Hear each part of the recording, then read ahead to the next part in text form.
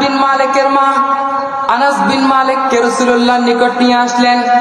হযরত আনাস বলেন, খাদিমতুন নবী সাল্লাল্লাহু আলাইহি ওয়াসাল্লাম 10 সালাওয়াত, রাসূলুল্লাহর নূরের কদমে আমি 10 বছর আরো খেদমত করলাম। সুবহানাল্লাহ।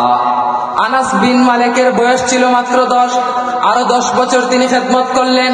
হযরত আনাস বিন মালিক বলেন, আমার মা যখন রাসূলুল্লাহর নূরের কদমে নিয়ে আসলেন, আল্লাহর হাবিবকে বললেন, ইয়া রাসূলুল্লাহ, ইয়া হাবিবাল্লাহ, আমার এই খুদে আনাস, ছোট্ট আনাসকে আপনার নূরের কদমে দিয়ে গেলাম।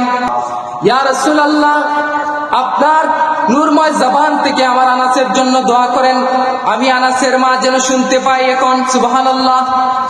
আল্লাহর হাবিব আনাসের জন্য দোয়া করে দিলেন। আল্লাহর হাবিব দোয়া করলেন, আল্লাহুম্মা বারিক ফি মালিহি, আল্লাহ আমার আনাসের মালে বরকত দাও। সুবহানাল্লাহ। সুবহানাল্লাহ বলবেন না?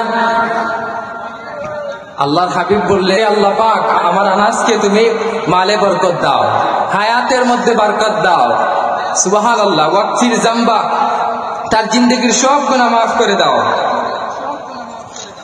সব গুনাহ মাফ করে দাও এবং তার সন্তানে বরকত দাও। সুবহানাল্লাহ। এর মধ্যে দেখেন রাসূলুল্লাহ 3টি দোয়া করলেন, 3টি হচ্ছে দুনিয়ার জন্য আর একটি হচ্ছে আখিরাতের জন্য। সুবহানাল্লাহ।